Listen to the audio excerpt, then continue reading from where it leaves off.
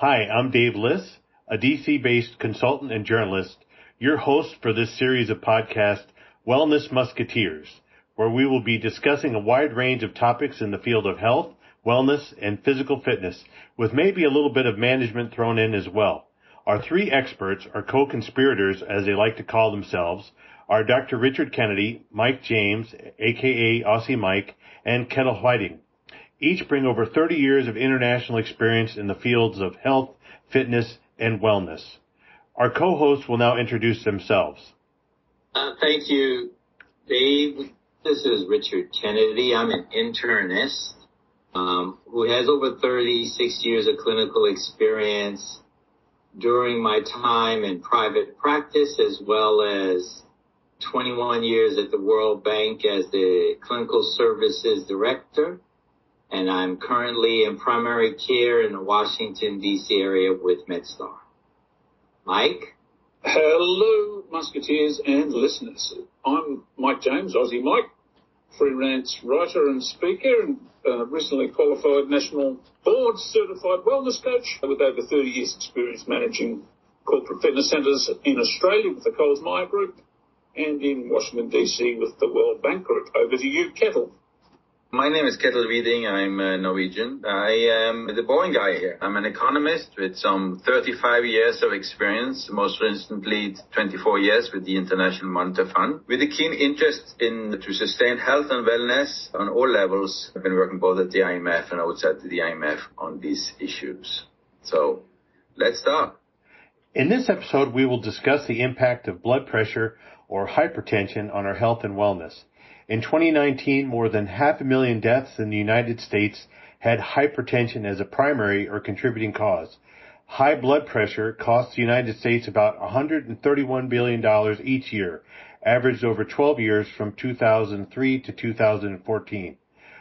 Welcome, Dr. Kennedy, Aussie Mike, and Kettle. Okay, let's start with the basic question here. As blood pressure is something that we all heard about, but for lay people, blood pressure is always involved with a lot of mystery. What is this thing? Can you please explain, Dr. Kennedy, in layman's term, what blood pressure is and how it is measured?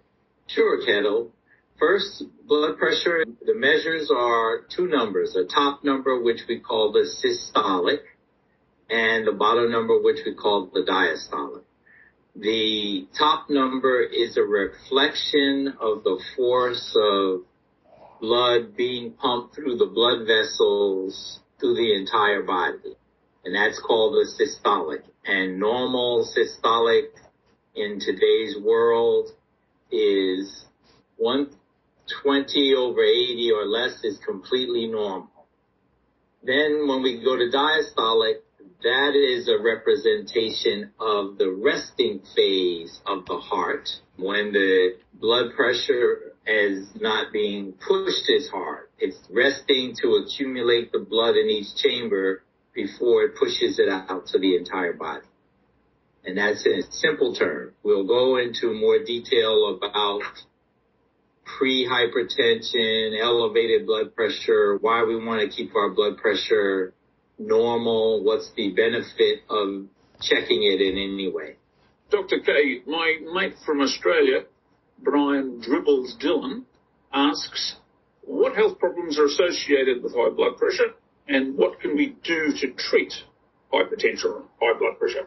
I'd say, Brian, there are several problems that are associated with blood pressure, and this is the reason why we treat it, because heart disease, i.e. heart attack, or neurologic disease, strokes, or kidney failure are the three primary conditions that we can tend to see with a poorly controlled blood pressure. And that's the reason you want to treat this, because blood pressure typically has no symptoms. And we'll talk about this a little bit later about what we mean by blood pressure being the silent killer. Are there different considerations related to blood pressure issues and blood pressure control by men versus women? For the most part, men are much more common with high blood pressure as a condition.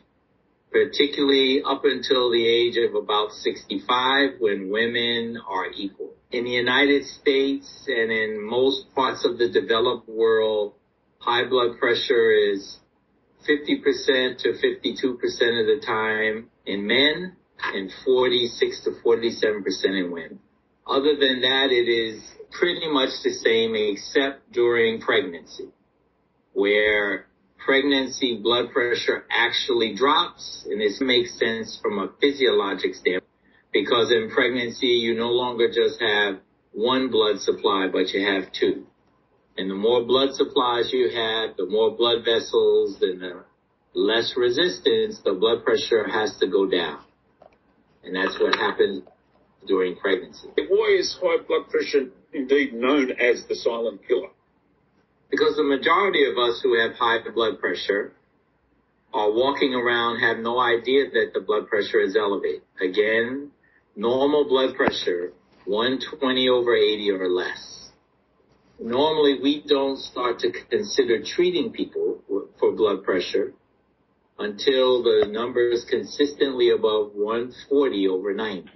We call it the silent killer because the majority of time, the first time a person has a symptom of high blood pressure is when they're having that first stroke, when they're having that first heart attack, when they're having that first episode of kidney failure, acute kidney failure. And so the reason you treat this is because if you wait until you have symptoms, the outcomes and the morbidity and mortality go up pretty exponentially.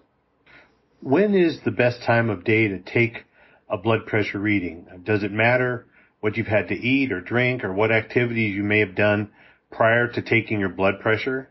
Dave, that's a good question, and it's an open-ended answer in that any time of day is a good time to take blood pressure. The most important thing is that when you're taking the blood pressure, several things need to have happened before you take it. One, you need to be rested. You need to be sitting comfortably with your feet on the ground. You put the blood pressure cuff on the upper arm, and I tell all my patients to extend their arms straight out in front of them, and that neutralizes the gravity effect that might happen with it resting on the countertop or on the armrest that you have the machine on. And you can take it in the morning. You can take it in the evening. Almost anything that you do in and around that might affect the blood pressure. So if the person takes their blood pressure after having had a cup of coffee and their breakfast, their blood pressure might be elevated just because blood is being redistributed to the gut to begin the process of digestion and absorption. And at the same time, it needs to be at the heart to pump the blood out. And so that creates a greater pressure. Same thing why we don't typically take people's blood pressure after exercise. Because when you're exercising, and if people who've had stress tests, what you see when everyone has a stress test, the blood pressure is taken initially. And of course, as you continue to exercise, you're sending increased blood flow through all the muscles. So by default, you need more pressure to do that. But as the blood vessels open up to allow blood into those muscles, the blood pressure starts to drop. And so we have what we call appropriately elevated blood pressure during exercise, as it should be. But we should always try to take blood pressure when we're rested, not stressed. It's why when you come into the doctor's office, the first thing probably that shouldn't happen is the blood pressure shouldn't be done. And needless to say, that's always the first thing that's been done. And when you think about it, most people when they come in, particularly if you're coming in about your blood pressure, just the thought of my blood pressure going to be high, or if I had to rush, or if I was late, or I was running across the street, if your blood pressure is elevated, we should always redo it. And that's why I always, with all my patients, whether it's a normal blood pressure or not, I tend to try to take their blood pressure when they come and before they leave me, because by the time they see me, they've had time to relax and rest. I've had time to explain to them whatever the concerns are so they're less anxious.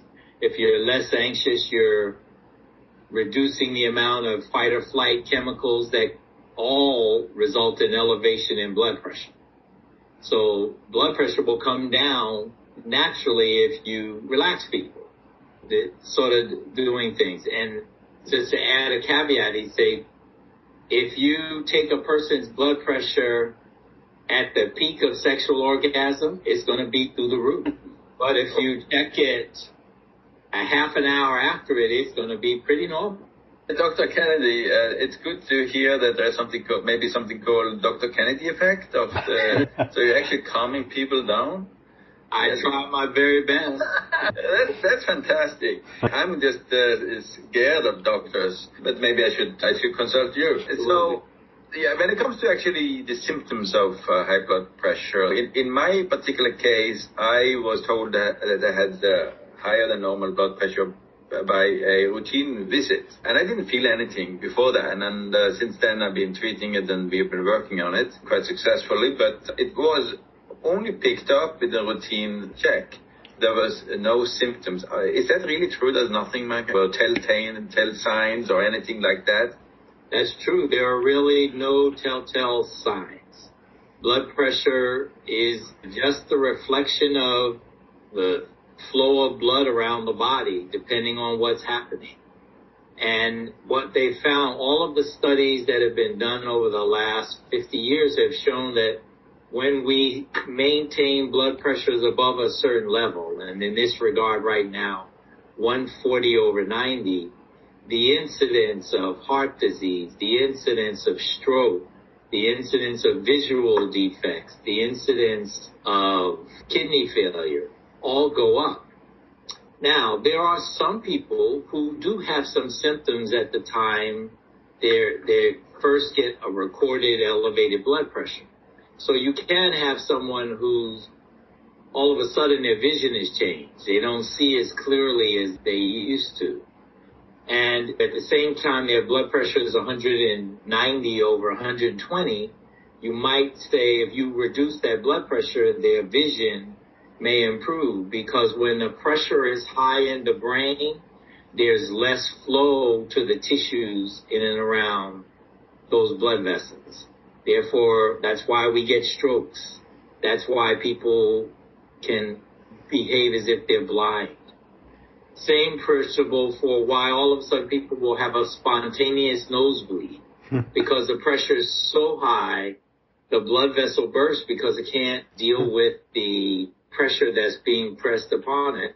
Because if you imagine the smaller blood vessels of the body are the ones least able to handle the higher pressures for long periods of time.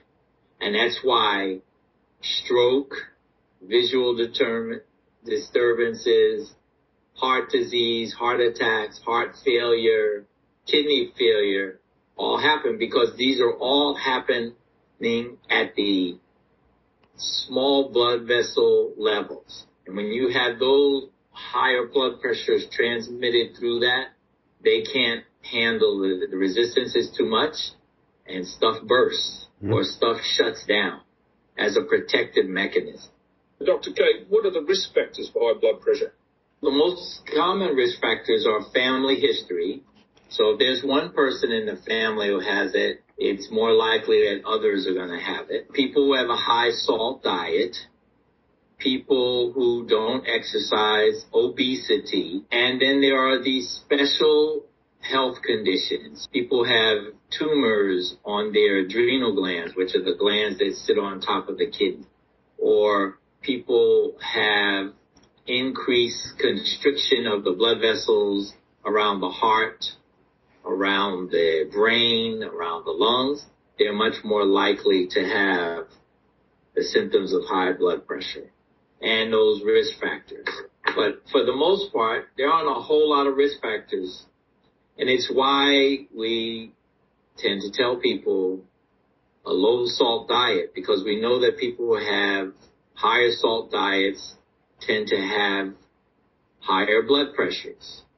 And higher blood pressures can lead to more strokes. When I was first in training, one of the things we used to talk about was that in the United States, we used to call the southeastern part of the United States the stroke belt. Why? Because that was where the highest incidence of strokes and hypertension was.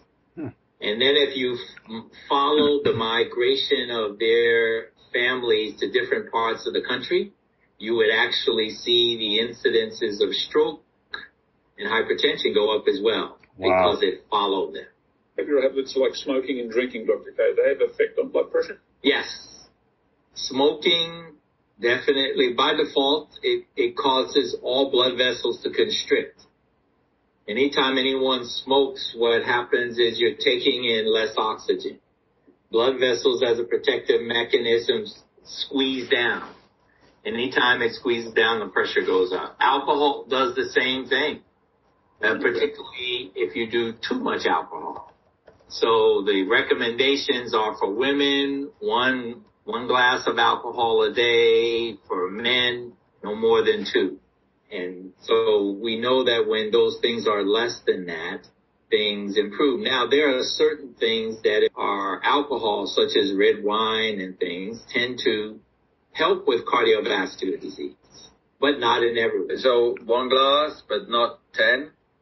Absolutely. 1 glass, but not 10. Yes. What if I save them up during the week, Dr. Kane? Friday. You're from Australia. You're pretty busy. All that would happen is you'd be fined in the days that you saved it up and didn't do anything, but the risk of you having all of the bad outcomes from elevated blood pressure from binge drinking go up exponentially during that next 24 to 48 hours. Oh, shucks. Other recreational drugs, so something like marijuana and cocaine and stuff like that. Cocaine, for sure, by default, it's a drug that causes constriction and contraction. By default, increasing blood pressure. So one should avoid almost all of these drugs. Amphetamine or amphetamine? Same thing, amphetamines as well. But again, it depends on the amount that you take, how often you take it. What about marijuana? Doing cocaine every day, they're going to eventually have either their heart stop because of the increased pressure and decreased blood flow to the heart muscle, or they're going to have a stroke. What about marijuana? You didn't answer that one. Marijuana, there are some people who believe marijuana is a hypotensive drug, meaning it drops the pressure. But the problem is, if you think about when people take marijuana smoking, it's the same principle as the cigarette. Is that as you inhale, by default, you're taking in less oxygen. If you're taking in less oxygen, the blood vessels in the lungs in particular are going to constrict. If they're going to constrict, the pressure in the lungs goes up because it's a reflection of the pressure coming from the heart. The pressure in the heart has to go up to pump blood through there. So indirectly, it does the same thing. That's useful to know. More broadly, are there any relationship between stress, lifestyle, and high blood pressures? Yeah. Stress, again, because of what stress does. Stress causes the release of the stimulants, or what we call our fight or flight chemicals, epinephrine, cortisol, growth hormone, glucagon. All of these things, by their very nature, when they are released into the body, cause constriction and tightening of blood vessels. Anything that tightens blood vessels is going to elevate blood pressure, because tightening of blood vessels means that the heart now has to pump against that higher pressure. Dr. K, Roger Moria, a listener from Canada, asks, can someone who's been diagnosed with high blood pressure and has been prescribed medication ever stop using medication? In other words, can diet or exercise regimes ever replace medication, or are you on it for the rest of your life? Very good. Yes, it's a very good question. And there are two schools of thought. The majority of people believe that once we get to the point where we recommend a person be on blood pressure medication, we are assuming that they've already done the lifestyle changes that would need to be done, meaning they are exercising at least 150 minutes a week aerobic, meaning they're eating a low salt, low fat, low carb diet on a regular basis, drinking plenty of water, losing weight. And if a person is actually doing that, depending on where their blood pressure started. So I always say this is when you have someone who has high blood pressure because it's 150 over 100, it's a very different animal than a person who has a blood pressure of 210 over 130. Most people believe once you're on blood pressure medicines, you may need to be on it for close to life.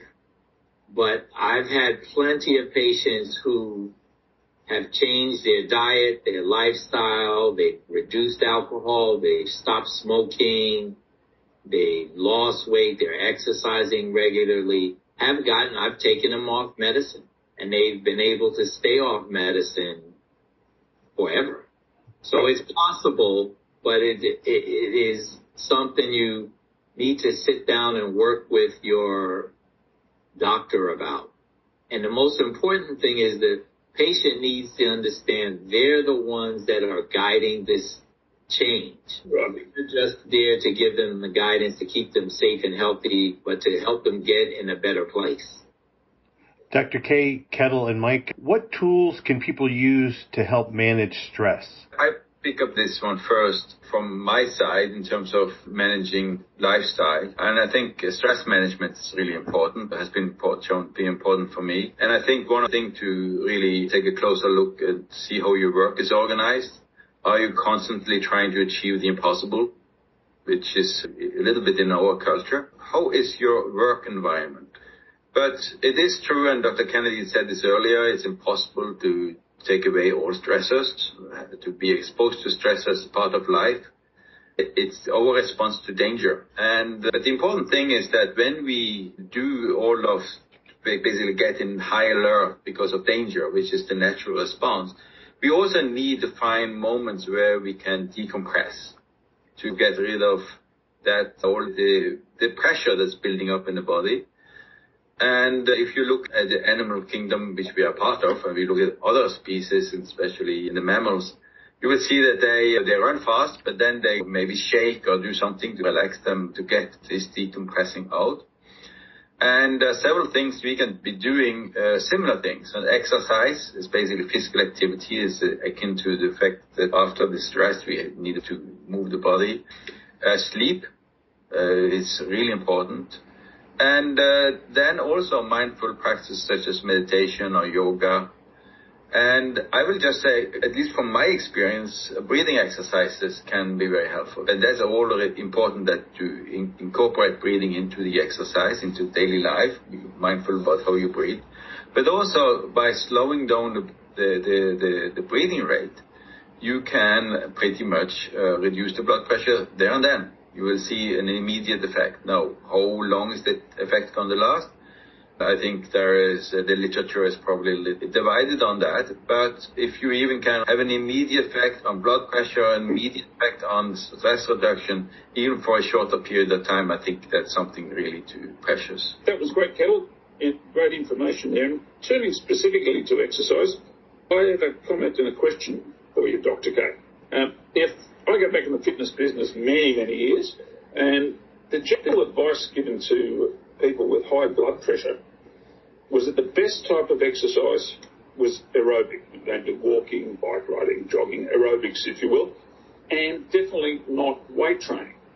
Now, this was not any advice given from established research. It was more felt, just from general examples in society, it was felt that the exertion required for weightlifting type of activities, and specifically activities like shoveling snow, heavy snows, pushing against immobile objects or starting cars and so forth, or sudden heavy lifting, because that sort of exertion often helped, often was a big factor in cardiac events.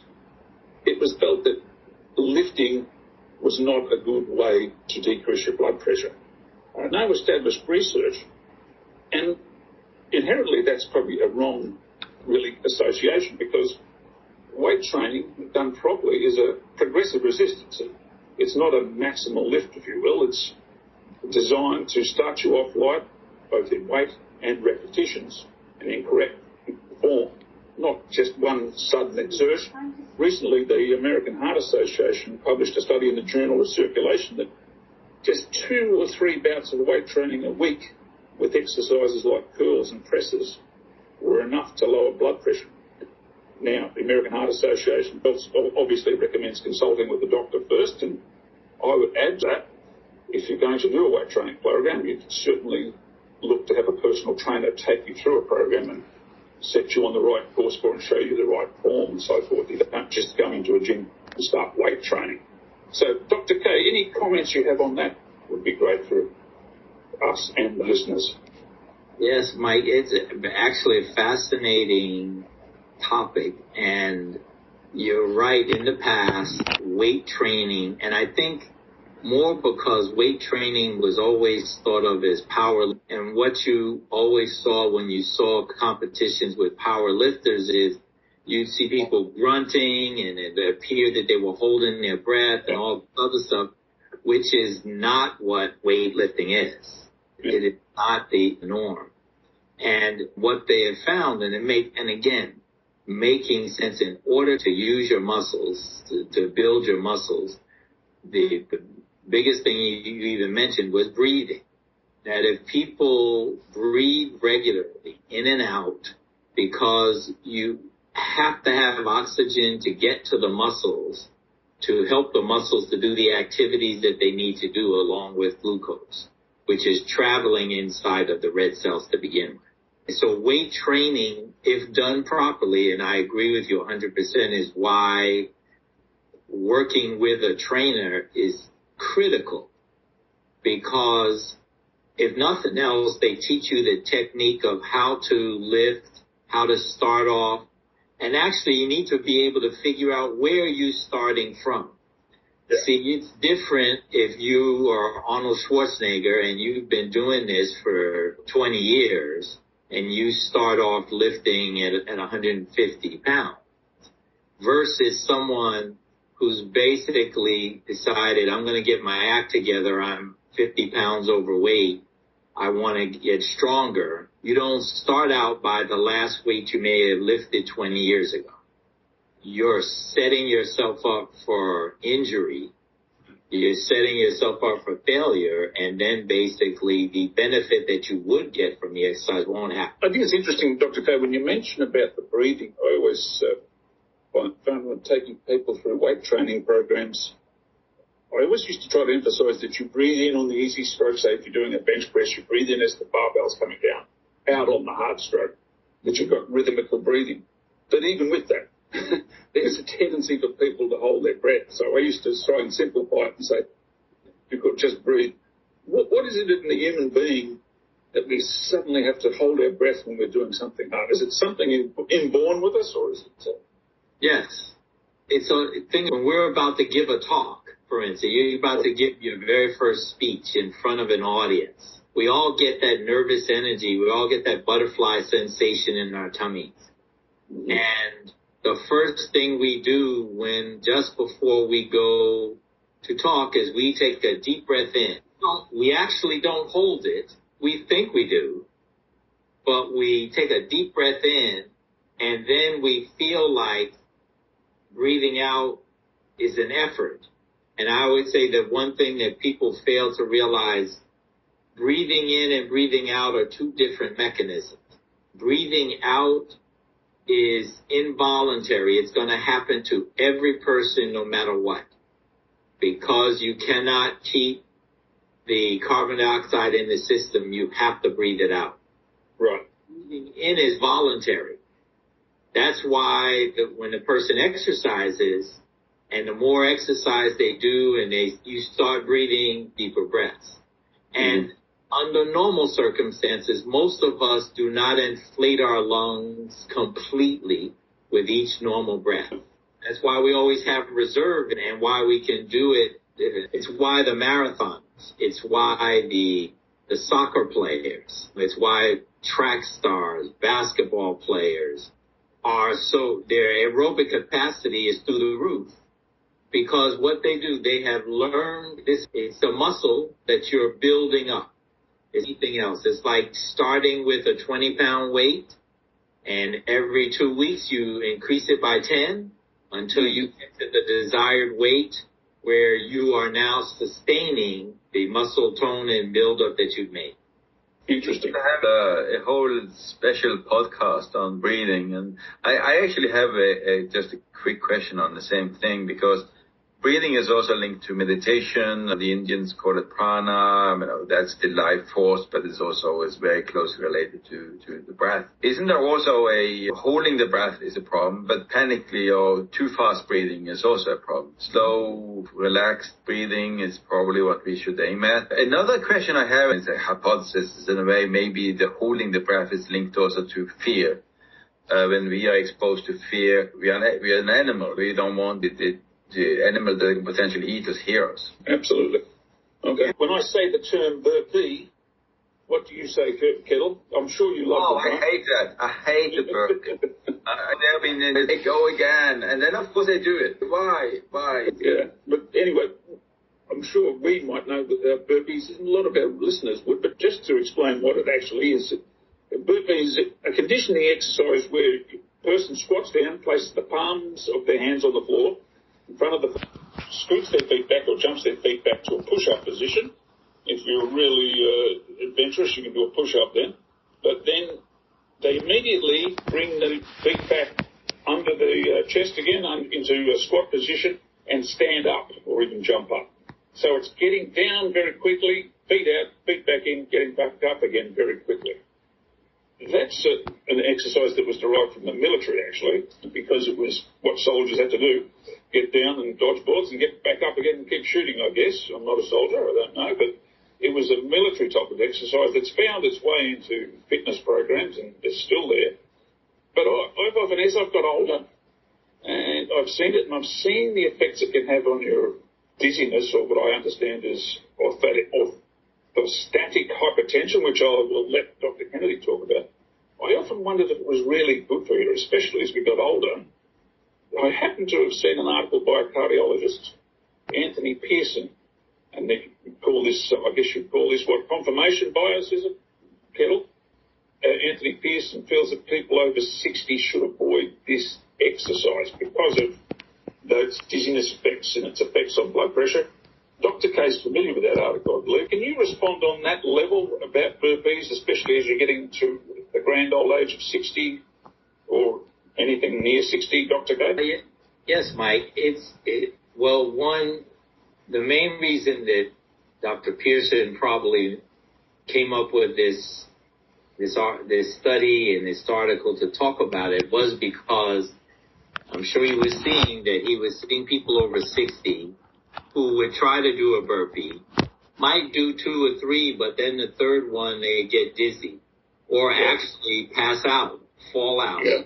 And the reasoning being, and what you were describing earlier, orthostatic hypotension is where you have one blood pressure when you're sitting or squatting, and then you have a much lower blood pressure when you stand up. And when people drop their pressure 15 to 20 points suddenly, and if your blood vessels in your body, and particularly in your lower extremity, don't squeeze, the muscles don't squeeze enough to push things up, the blood pressure is going to drop. There's going to be decreased blood flow to the brain. It's going to send a signal to the blood vessels and the nerves in the neck to clamp down, and then basically people get dizzy is the minor symptom. Syncope is where you feel like you're about to faint, and complete syncope is where the person is passed out.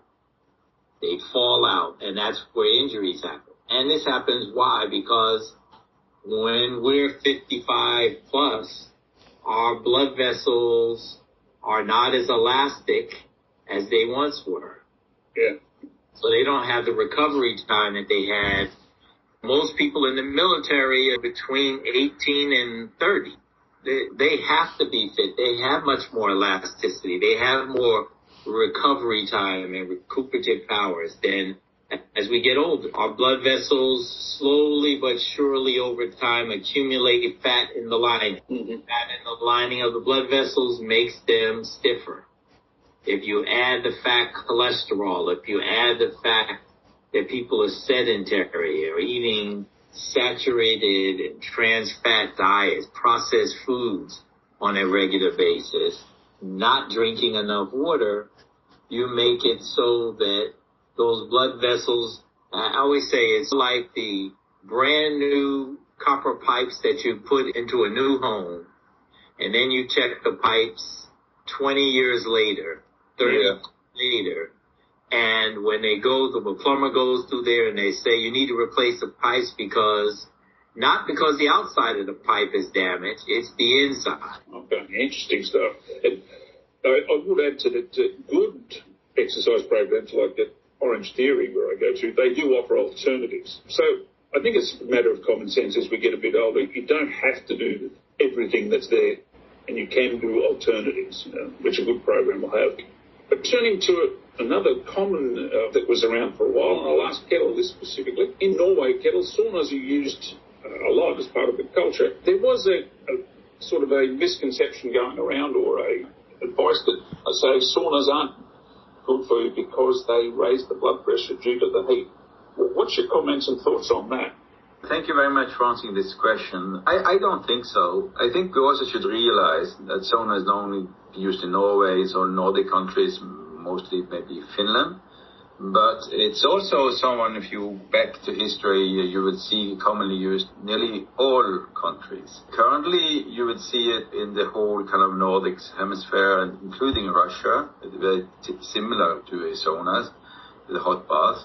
But even if you go down to Turkey and you go down to North Africa, you have the hammams. And then if you go all the way east, you have hot baths, which is similar in many ways. The Japanese onsen that are really hot. And even out west in the United States, you will have very hot baths that are now all over the country. And historically also it goes far back. The main point about saunas, I think there are two, is actually relaxation, and the other one is there's a social dimension as well. I think one of the things, there's a misconception in the United States about the sauna is that it has become somewhat a performance issue. It's either good for you or bad for you, and if it's good for you, you had to be in like 15 minutes and you have to sweat a lot. You have to suffer something out. You have to hurt yourself. And yes, I think that is bad for you. You have to feel good. You have to feel good during the practice or during the sauna, as well as the cold shower that you take afterwards. It's just a second. And you have to then look for the good feeling afterwards. So all is about relaxation, about socialization. And when it comes to the medical science, I am not a medical doctor, but I picked up an article by Harvard Medical School that knows that blood pressure actually falls in the sauna. And it could potentially be dangerous for people with too low blood pressure, against contrary to common perceptions. I think I'll let Dr. Kennedy answer, and when it comes to actually studies on the impact of sauna on blood pressure. But I am convinced it has much more to do with how you're using the sauna rather than the fact that you're using the sauna. Yes, Kettle, you're right in that. And I always said I never understood why they even thought that saunas or hot tubs would actually raise blood pressure. Because if you think about it, the rooms are hotter than our typical body temperature. And so by default, because the body is always trying to maintain normal temperature for the organs inside of the body. And so if we use 37 degrees Celsius or 97 degrees Fahrenheit, That's the normal core body temperature, and the temperatures in these places is at 100, if not more sometimes. And what you found is in order for the body to be able to exist in that, the first thing everybody who's been in the sauna notices, you sweat profusely. You sweat quite a bit. One of the things they encourage you to do while you're in the saunas is to drink plenty of fluid, either before, during, and after. And the reason that's happening is that if you open up your pores, the biggest surface area of the human body is the skin. And in order for sweat to happen, you have to have blood vessels that bring that salt and water to the surface. And in order to do that, you have to loosen up those blood vessels in order for that to happen. By default, that's going to lower the pressure because it reduces the resistance. It's the same mechanism that happens when a person's running or cycling or walking or doing weight training. It's exactly the same thing. When you increase the flow of blood to muscles and skin, you automatically have to reduce the pressure. That's just the way our bodies work. Maybe I can say a couple of things. I burned to talk about saunas again, and we might have a different podcast only on saunas. The one thing that I've seen here, especially East Coast, is that many places don't allow you to put water on the stove, on the heater. That's a problem because you need some humidity in the sauna. That is actually what gives you the feeling of heat. You don't need to stay in there too long. Don't measure it, don't pressure it. If you want to avoid staying long there, I think that's fine.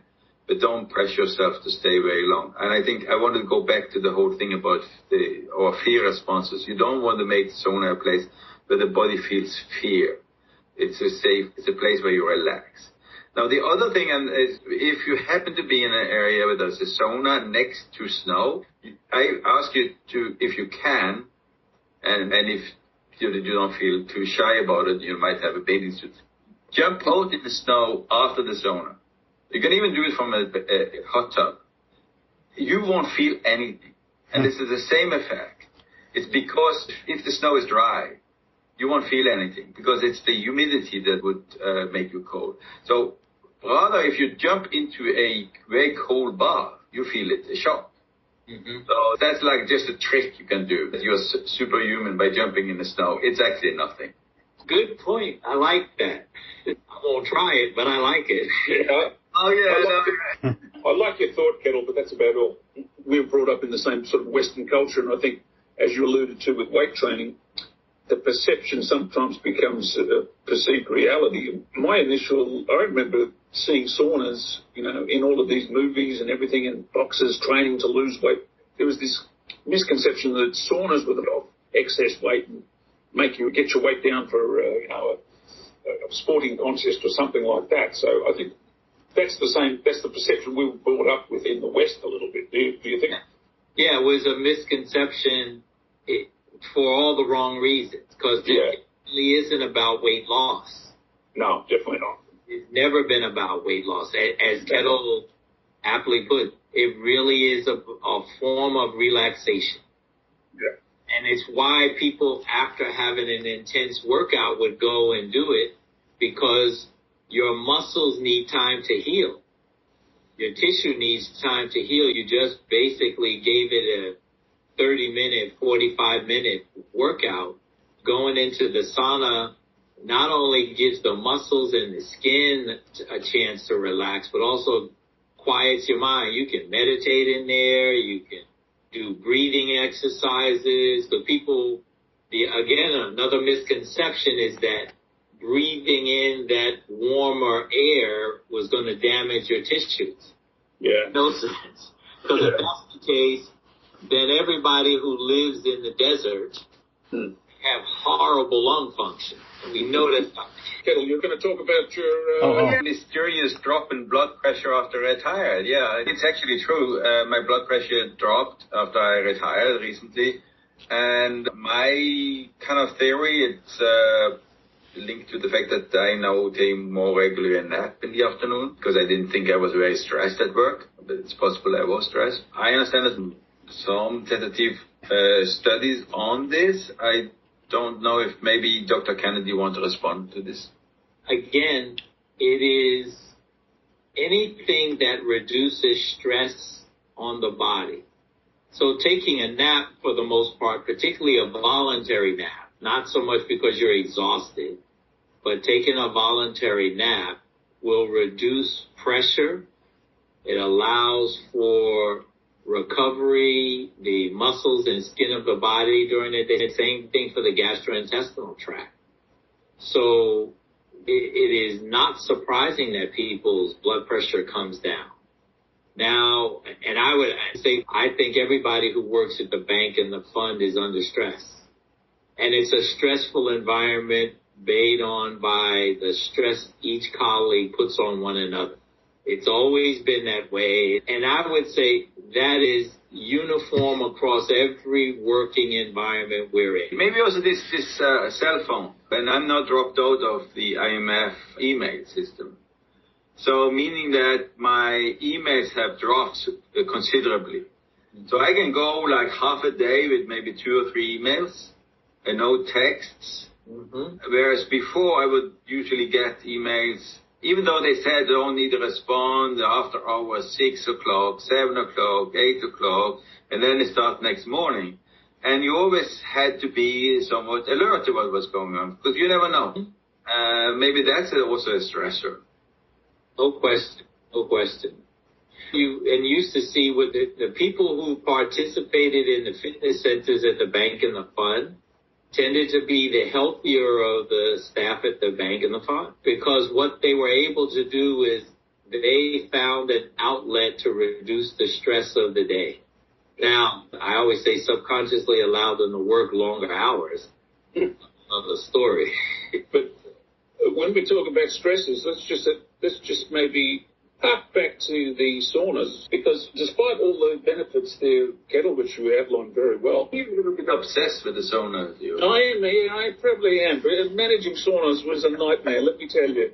And I can think back to my first ever fitness centre I worked at, way back in 1980 in the western suburbs of Melbourne. It was called a lifestyle fitness centre, and it was very elaborate for the day because we had a pool, a spa and a sauna. And when we had to take prospective members for what they called the facility tour, we were told to really sell the fact that we had the pool, spa and sauna. So in one of my first couple of weeks at this facility, they had introduced me to a fellow named Pete to take on the facility tour. So I went up to him in the usual fashion in Australia, said, "Oh, g'day Pete, how are you, mate?" And I thought, "Oh, okay." Pete's cognitive processing is a little bit, and I say that respectfully, it takes all kinds to make a world, but I thought I'm going to have to be very clear and concise in my instructions when I show him around. So nevertheless, I started on the facility tour, took him through the fitness centre and showed him the weights, and he was full of questions. What have you do? What have you looked at? I said, "Don't worry about that, Pete. We'll show you through. If you join, we'll have someone take you through, and they'll show you how to do it and set a program for it. Pete, I'll be happy to help you, mate." Yeah, absolutely. So we take him through the change room, same he was full of questions in similar fashion about the log review. Yeah, Pete, that's what you'll do when you come in, mate, each time. Now take him out to our selling area, if you will, the pool, the sauna and the spa. I show him where the spa is, where there's all the bubbles and the heat and everything. What a good. I said, "Yeah, have a look in the sauna." So I take him, there was no one in the sauna, so I took him in there, stood in the sauna. He said, "Oh, geez, Mike, it's hot, mate." Yeah. And I said, "Yeah, that's what it's designed for." It's about 180, 200 degrees, whatever it was. And, "Oh, yeah, Mike, how long do I stay?" And I said, "When you first come in, Pete, maybe 10, 15 minutes. You just get used to it. You have a shower before, but you just sit up there and you just get acclimatised to the heat and so forth." "Oh, yeah, 10, 15 minutes. Yeah, that's right, Pete." So as we walked out of the sauna, all that was left to show him was the pool, and that was a very narrow pathway. So I continue on with my spiel, which I had the size of the pool. It was 50 feet long, it's 8 foot depth and 4 foot in the shallow end that heated to a certain amount, and backwashed each night. And I said, "Have you ever been in a pool before, Pete?" And I turned around. Pete's not there. Hang on. He was like I said, oh, gee, he must have got bored with me and walked through the change rooms, because there was another door leading out of the change rooms. I thought, oh, maybe he's just got bored with me and left. So I walked around to the front of the gym and asked people, did you see a guy leave? No. So, okay, it was a busy gym floor, so I'm out there. I didn't think, I thought it was strange. I didn't think too much of it. About 10 minutes later, a couple came. It was a unisex sauna. The husband and wife came out with their towels, and they said, Mike, there's a strange guy in the sauna. And I said, what do you mean by strange? And they said, he's sitting there with all his clothes on. And I said, oh, no. So I walk out to the back, and here's Pete sitting up on the second level there in his clothes, sweating his absolute head off in the sauna. And I said, Pete, what are you doing, mate? And he said, well, I was waiting for you to come back and get me. Okay, Pete, well, I'll come back and get you. Let's get out, mate. I said, no.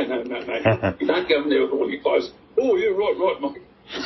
Funnily, Pete became a great member and a good friend of mine. But the moral of the story, I think, was, and what I learned from the story was that I was too busy thinking about my own script and my own instructions and my own selling points than thinking about the individual. So Pete was it was a funny occurrence, but it actually taught me a lesson too, that you've got to pay attention to the people at all times, not just go on your own spiel and be concerned about your own noise. So that was just one of the sort of stories I have about saunas. Let me tell you, there's a lot more. But it seems like there is also, everybody's listening to what you say. Maybe Kennedy calms people down, and Mike, basically, we follow Mike. That's why you listen to me in boxing and you never hit me, Kettle. That's why. Okay, you want me to box right and you move left, and I told you the wrong way so you wouldn't hit me, see? Exactly. Now I get it. Good thing it wasn't firearms training. But no, thanks. That's where they come in handy. Thank you, Dr. K, Mike, Kettle.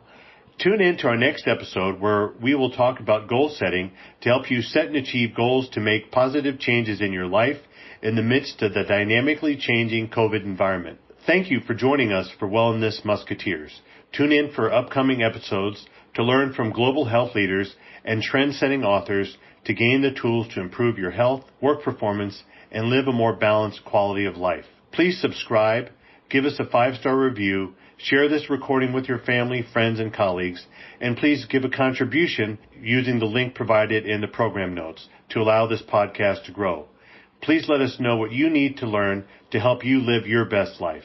Send your questions and ideas for future episodes to Dave Liss at davidmliss@gmail.com. Thank you.